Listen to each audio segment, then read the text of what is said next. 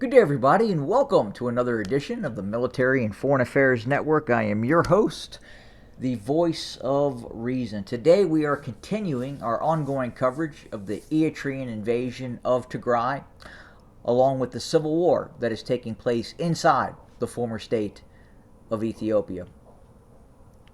So first, before I get into the battlefield coverage of what is happening on the ground, it's interesting to note that Secretary of State Blinken of the United States has identified the conflict taking place in the Tigray region as northern Ethiopia. I wonder how many of those folks living in quote unquote northern Ethiopia, the Tigray region, feel as if they are part of what is now the former state of Ethiopia, given the fact that the Eritrean army has been allowed by the Abiy Ahmed government, the Abiy Ahmed regime, to enter the Tigray region, and according to Secretary of State Blinken, northern Ethiopia. Interesting comment. But anyway, to the news on the ground.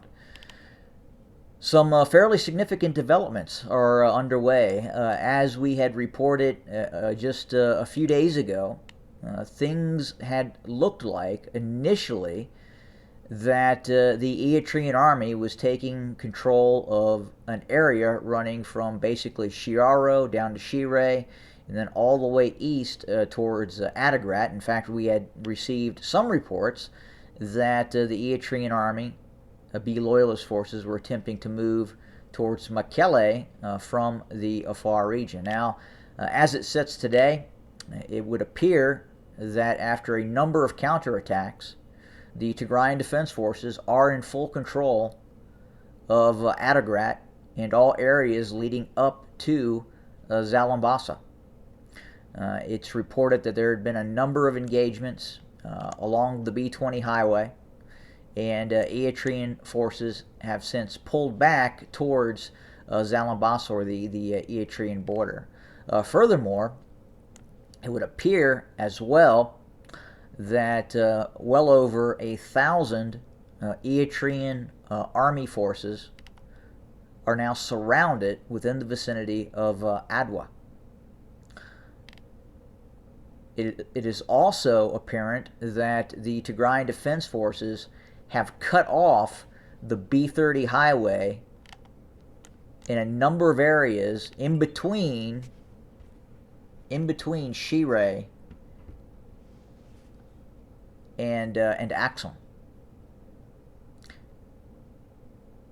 So we don't know where these locales are, but it's understood right now that it's very difficult for the Eritrean army, one, to reinforce its forces near Adwa,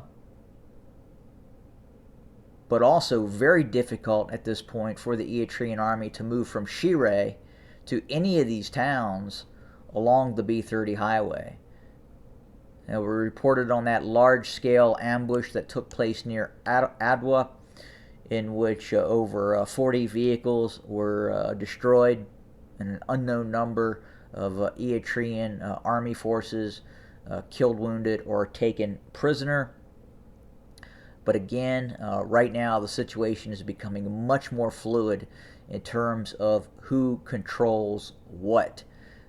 The ability of the Eritrean army, again, to operate along this road here, running from Rama down to Adwa, is absolutely in question at this point, with the Tigrayan Defense Forces controlling many of these areas and disallowing the Eritrean army the free movement north to south to reinforce its forces.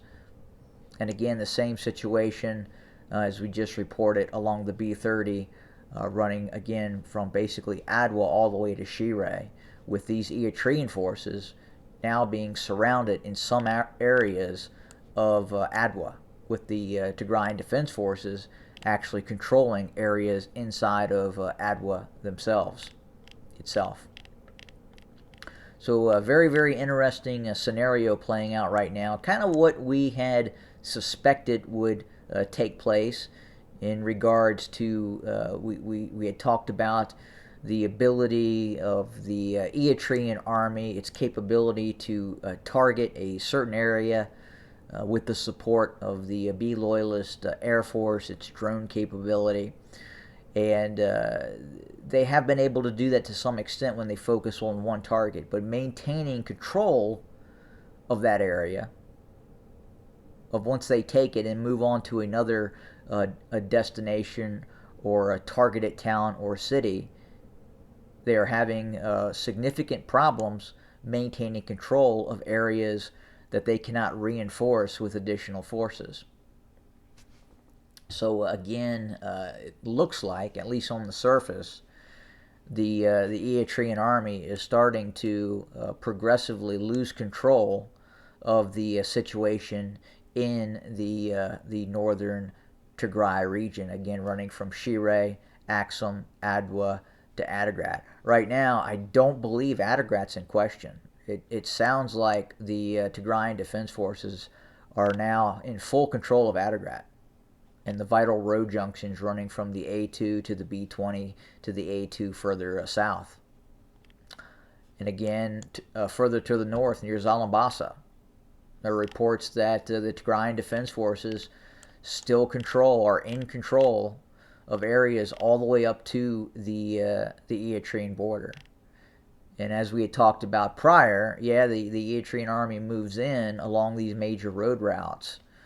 But to the east and to the west, these Tigrayan Defense Forces, they tend to fall back and they wait for these forces to pass, and then they engage the logistic lines of the Eritrean army, and then in some cases, those forces, they continue to move inside of the Tigray region itself. And that's kind of why we've seen the situation as it is right now. Again, TDF controlling Adigrat, most of the areas along the B20 highway. Again, Adwa right now is now in question, with reportedly over 1,000 Eritrean soldiers now being reported surrounded in a part of Adwa as we speak. And again, difficult, very, very difficult situation for the Eritrean army to continue to supply and move forces in, especially near Adwa and north of Adwa. But it looks like things again are progressively starting to fall apart for the Eritrean army. Again, we kind of had that breakout once they were able to take control of Shire. They moved down the B30, taking some of these towns, and then at one point, obviously, trying to consolidate hold near Adigrat, where they could move south towards Mekelle. But things are unraveling quite against the Eritrean army right now, and it looks like they are in all probability not going to be able to maintain control, not just of Adigrat, which we don't believe they ever completely had control over, but as well Adwa. In all probability, the way things are looking right now, the Eritrean army may have to withdraw from areas near Adwa, and if they are able to, head north and leave the Tigray region. But again, there's a very high probability some of these forces may end up surrendering to the Tigrayan Defense Forces, as again they are surrounded as we speak. But that's kind of where we set for right now. We are going to continue to monitor the situation. Again, the situation for the B Loyalists and the Eritrean army is unraveling right now. And obviously, it is of high concern to the general staff of the Eritrean military and the supporting B Loyalist formations that have attempted to gain control of the northern Tigray region. So again, the situation is moving relatively fast We will continue to monitor, report, and bring you more content as we get it. Thanks for joining us today. More to come. Have a good day.